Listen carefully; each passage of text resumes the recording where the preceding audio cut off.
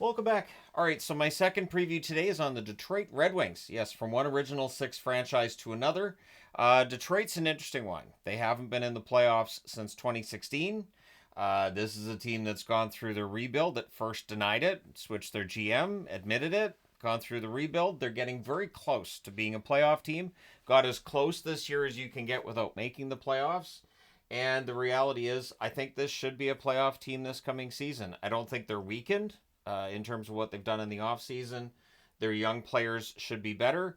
The big question mark now is, so Raymond and Seider aren't signed. One thing I was reading today says Raymond isn't close to signing an extension with the Detroit Red Wings. I didn't see anything on Seider, but you have to think that is going to be hanging over this team a bit. And so this is something Steve Yzerman has to get in place before this season starts, or Detroit could be in some trouble. Without Seider on the blue line, without Raymond up front, that would have a pretty dramatic effect, I would think, on the team's fortunes on the ice. Now, going in the Wayback Machine to 2014-2015 up until now, their top 10 scorers led by Dylan Larkin. 652 games, 212 goals, 294 assists, 506 points. Henrik Zetterberg still second on the list, 323 games, 58 goals, 182 assists, 240 points. Gustav Nyquist, 384 games, 93 goals, 141 assists, 234 points. Tyler Bertuzzi, 305 games for him, 88 goals, 114 assists, 202 points. Anthony Mantha, 309 games played, 95 goals, 99 assists, 194 points. Tomas Tatar, 307 games, 91 goals, 84 assists, 175 points. So Tatar was on the board for Montreal. Now he's on the board for Detroit. Lucas Raymond, 238 games, 71 goals, 103 assists, 174 points. And definitely looking for a bigger, better season this year. But he'll have to have that contract in hand. Justin Abdelkader, 412 games, 68 goals, 96 assists, 164 points. Philip Hronik, 305 games played, 30 goals, 126 assists, 156 points. And Andreas Athanasiou rounds out the top 10. 294 games, 83 goals, 71 assists, 154 points. In terms of goaltenders, number one in wins is Jimmy Howard. He has a record of 94, 110, and 33. Peter Mrazek's actually second, 69, 53, and 20. Ville Husso, 35, 27, and 9. Jonathan Bernier, 33, 51, and 9. And Alex Nedeljkovic, 25, 31, and 11 during his time in Detroit. All right, now moving over to the last 5 seasons and team stats. It's all mediocrity, with Detroit definitely better this past season than what it's been when you look at the 5 years in total, where for points, 445, the point total, or the points percentage. 28th in the NHL, goals for per game, 2.70, that's 29th overall. Goals against per game, 3.46, that's also 29th overall. Their power play, 18.2%, that's 26th overall. And the penalty kill, 76.8%, good for 29th overall. So when we look at their points this season, 555 points percentage, tied them for 17th with Washington. And behind St. Louis that missed the playoffs in the West. But this shows you that they were tied with Washington. They're right there. And again, unless the argument is made that clearly one of the teams behind them is going to pass them, if they're able to be better than Washington this year, maybe they make the playoffs. Goals for per game, they were 9th in the NHL at 3.35. And early in the season, their offense looked deadly. Goals against per game, 3.23. That's 24th in the league. So they're going to need to improve that. That's a combination of defense and goaltending this past season. Their power play, 23.1%. That's 9th overall. Their penalty kill, 79.6%, 14th overall. So you can see how, compared to the average stats over the last 5 years, Detroit's trending in the right direction. So I see all the negativity about, the Yzer plan's taking forever. Well, clearly the Yzer plan doesn't work. If they had one more point this past season, they would have been a playoff team, and all that conversation goes away. And I think all that conversation over 1 point, kind of insane. Their top 10 scorers this past season, Raymond the leader, 82 games, 31 goals, 41 assists, 72 points, needs to get signed. Larkin, 68 games, 33 goals, 36 assists, 69 points, needs to stay healthy. DeBrincat had a great start and then tailed off from there. 82 games, 27 goals, 40 assists, 67 points. They do need a little more from DeBrincat. Gostisbehere, 81 games, 10 goals, 46 assists, 56 points. He, of course, has left the team. Compher, 77 games, 19 goals, 29 assists, 48 points. Kane, who went to market and then came back, 50 games, 20 goals, 27 assists, 47 points. So he will be back in their lineup this year. Perron will not. He moves on to Ottawa. 76 games for Perron this past season, 17 goals, 30 assists, 47 points. Sprong, 76 games, 18 goals, 25 assists, 43 points. He's moved on to Vancouver. Moritz Seider, 82 games, 9 goals, 33 assists, 42 points. Got to get signed. Kopp, 79 games, 13 goals, 20 assists, 33 points. Andrew Kopp, a player that I've been a fan of for a long time, but his time in Detroit has not been great. The top two goalies for this team over the last year, Lyon, 21-18-5, 904 save percentage, 2 shutouts. And Reimer went 11-8-2, also a 904 save percentage, and also 2 shutouts. So we look at this team. For Rookie Watch, I put 2 guys up there who maybe get themselves into a position to end up on the roster at some point this season. Marco Kasper and Carter Mazur. Because sure, why not? But their roster is pretty, I don't want to say veteran heavy because there's some good young players here. But there's not a lot of room for a brand new guy to jump in and get a spot.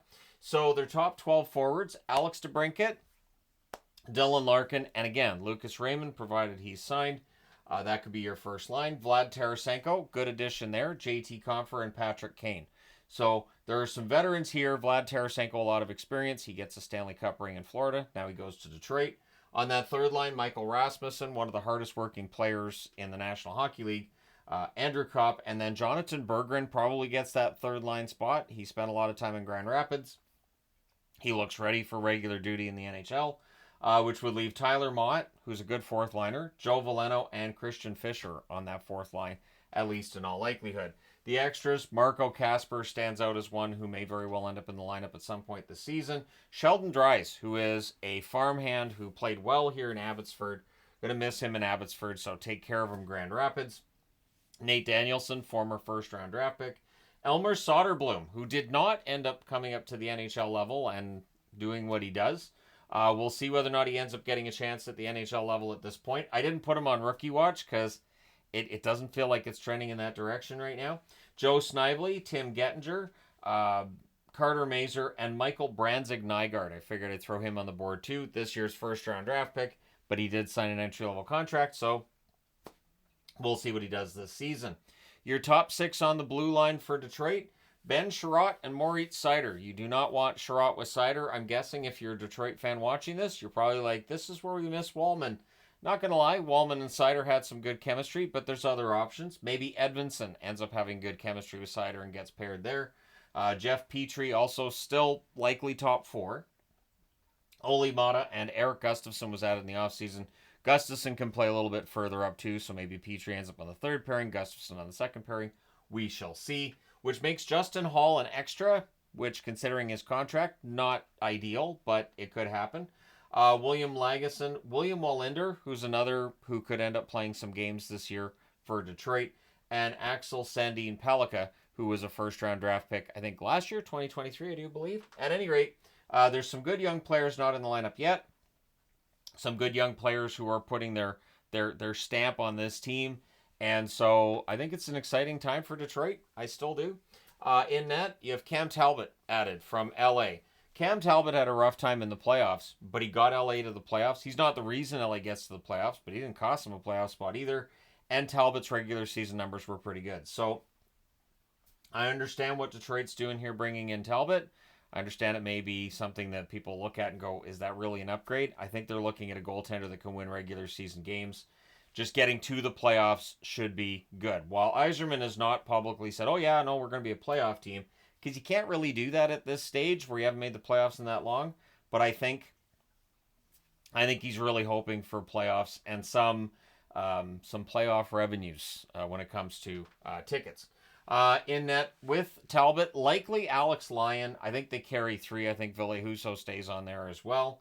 But they have Jack Campbell they've added. You've got Sebastian Casa. By my count, that's 5 goaltenders. That might be a little bit too much. We'll see what happens, but I don't think you want Casa in the ACHL. So I think Husso probably stays up. You probably carry 3 goaltenders, unless they get an offer for Lions services that maybe they end up trading out Lyon. But at this stage, I think what Detroit has in net is probably what we're going to see to start the season. Their cap space is completely deceptive. I'm not even going to try to coat this over. They have $17,648,194 in cap space, but they've got to sign Seider and Raymond. Technically, Berggren's not signed to an extension yet either, although what I was reading today, it sounds like Berggren is trending in that direction soon. But for those three players, they have a little under $18 million, which sounds like a lot, but Seider and Raymond have to be asking for pretty healthy raises and probably pretty expensive contracts. And so apparently Raymond's not close to signing. I don't know what the status is with Seider, but with training camp being about 3 weeks away, it's not fantastic news for Detroit fans. The schedule, not bad. It starts off in October with 6 out of 10 at home. In November, 7 out of 13 are on the road. Then we fast forward to February, where you've got the Four Nations Cup. They have 3 away, 1 at home. And then we have the Four Nations Cup. Then they have 2 at home, 1 away, and 1 at home. So no really long road trips or homestands, and just not too bad of a schedule. To finish things out in April, 6 out of 9 games are away from home. So their road record could be key because, again, if they're in the position where they could make the playoffs and they're that close, they're going to have to win some road games to finish above the playoff line.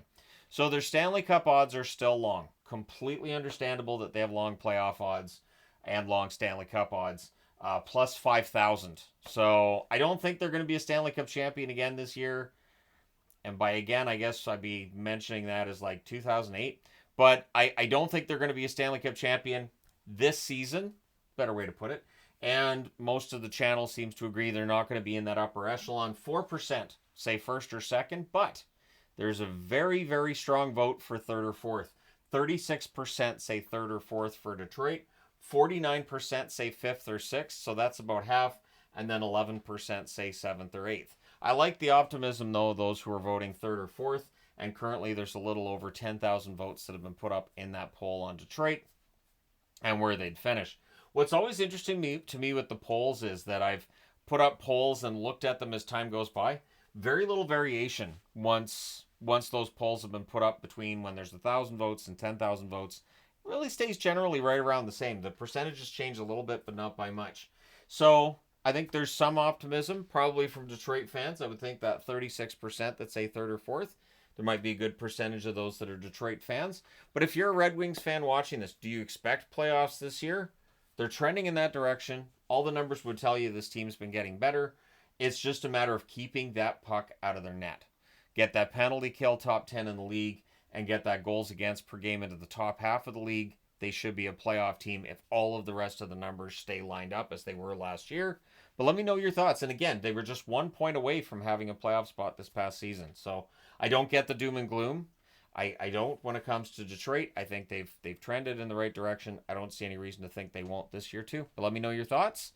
Hit like and subscribe in the event you've not done so already. Thank you guys so much for all your support.